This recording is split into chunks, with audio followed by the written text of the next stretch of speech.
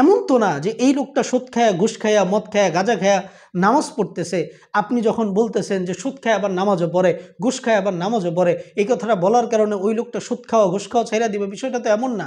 সে কিন্তু ওই নামাজটাই ছেড়ে দিবে।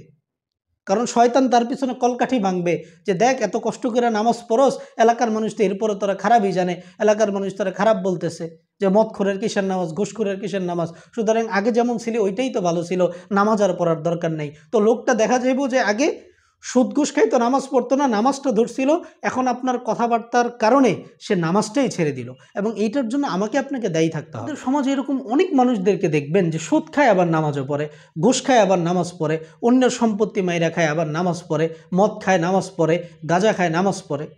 তো এই লোকগুলো যখন মসজিদে আসে তখন আমাদের সমাজের বাকিদের একটু চুলকানি শুরু হয়ে যায়।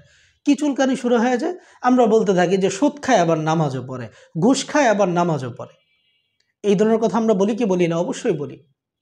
তো ভাই একটা কথাই বলতে চাই যে এই লোকটা যে নামাজ পড়তেছে, আমাদের কি কোনো সমস্যা হইতেছে? কোনো সমস্যা হইতেছে না। তো আমরা কেন তার পিছনে এইভাবে সমালোচনা করতেছি?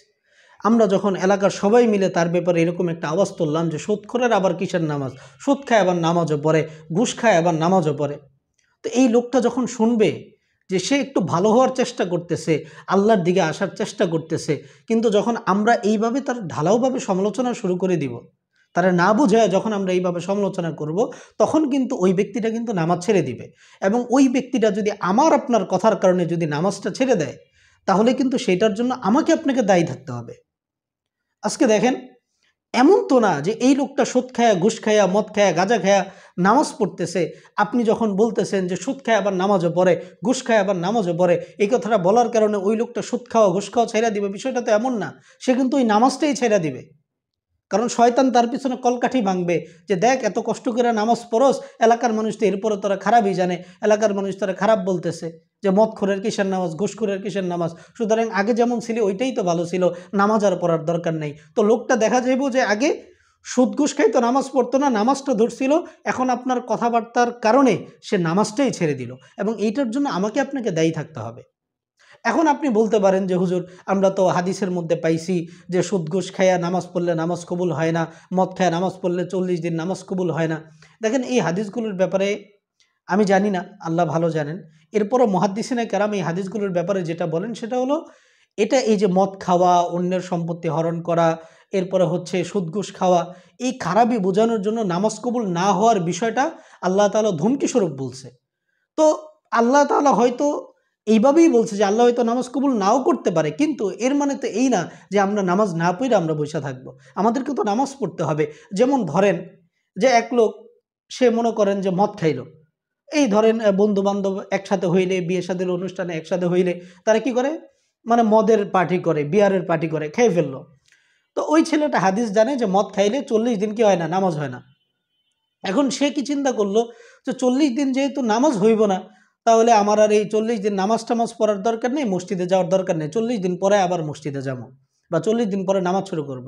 তো সে যখন নামাজ টামাজ ছেড়া 40 দিন আজাইরা বসে থাকবে, এর মধ্যে শয়তান তার পিছনে কাজ করে আবার তারে আরেকবার মদ খাওয়াই ফেলবে। তখন সে আবার 10 দিন পরে বলবে, আরে আবার তো খেয়ে ফেললাম, তাহলে আরও 40 দিনের একটা ব্রেক দিই। এই 40 দিনের মধ্যে আবার সে খেয়ে ফেলবে। এইভাবে দেখা যাবে যে এই ছেলেটা কখনো নামাজই হইতে পারবে না। তো ঠিক আছে, হাদিসের মধ্যে এটা আছে।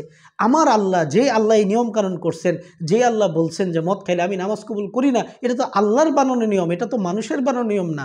আল্লাহ তাআলা তো চাইলে সেই বানানো নিয়মের বাহিরে গিয়েও তো আমার আপনার নামাজটাকে কি করতে পারেন, কবুল করতে পারেন। কারণ আইনটা তো আল্লাহর, আল্লাহর আইনে পরিবর্তন কইরা আল্লাহ যদি আল্লাহর কোনো বান্দারে যদি মাফ করে দেয়, ওইখানে আমার আপনার কোনো আপত্তি করার জায়গা থাকে?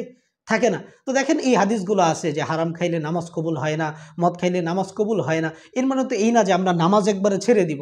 কবুল করা না করার মালিক হচ্ছে আল্লাহ। আমার কাজ হইল নামাজ পড়ে যাওয়া, সেটা কবুল হচ্ছে না না হচ্ছে সেটা তো আমি জানি না, কবুল হবে কি হবে না সেটাও আমি জানি না। আল্লাহ তাআলা হয়তো এটা আমাদেরকে ধমকস্বরূপ বলছে, জিনিসের ওই কাজটা যে খারাপ, সেই খারাপিটা বোঝানোর জন্য বলছে। আমার আল্লাহ তো দয়াময়, আমার আল্লাহ তো ক্ষমাশীল, আমার আল্লাহ দয়া কইরা আমার ভুল ত্রুটিগুলো মাফ করে দিয়া আমার নামাজ তো আমার আল্লাহ চাইলে কবুল করে ফেলতে পারেন।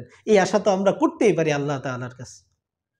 এই জন্য ভাই, একটা লোক সুদ খায়, ঘুষ খায়, খারাপ কাজ করে, সমাজের খারাপ একটা লোক, কিন্তু সে নামাজ পড়ে, ভাই এই নামাজই তো তার পাপ থেকে ফিরাবে। আমার আল্লাহ তো সূরা আনকাবুতের 45 নম্বর আয়াতের মধ্যে বলে দিচ্ছে যে ইন্নাস সালাতা তানহা আনিল ফাহশাই ওয়াল মুনকার, নিশ্চয়ই নামাজ মানুষকে পাপ কাজ, অশ্লীলতা, খারাপ কাজ থেকে ফিরায়। সুতরাং এই নামাজ যদি সে কন্টিনিউ করতে থাকে, হইতেও তো পারে যে সে এই সুদখোরি সে ছেড়ে দিবে, সুদ সে খাবে না, ঘুষ সে খাবে না, মদ সে খাবে না, গাঁজা সে খাবে না।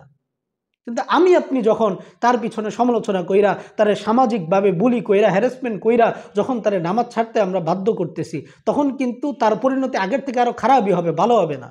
এবং এই খারাপ পরিণতির পিছনে আমি আপনিও কিন্তু দায়ী থাকব।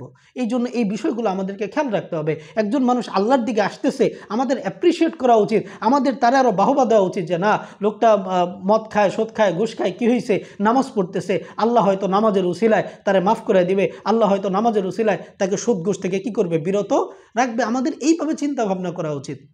হইতেও পারে যে সে সুদ ঘুষ ছাইরা দিয়ে সে জান্নাতের উপযুক্ত হয়ে যাবে, জান্নাতুল ফিরদাউসের ওয়ারিস হয়ে যাবে, যেমনটা আল্লাহ তাআলা সূরা মুমিনুনের 9 থেকে 11 নম্বর আয়াতের মধ্যে আল্লাহ তাআলা বলতেছে যে আল্লাযীনা ইয়ারিসুনাল ফিরদাউস, এই যে যারা আপনার 5 ওয়াক্ত নামাজ পড়বে তারা জান্নাতুল ফিরদাউসের ওয়ারিস হয়ে যাবে। সুবহানাল্লাহ, হুম ফিহা খালিদুন, তারা ওইখানে কি চিরকাল বসবাস করবে। সুবহানাল্লাহ।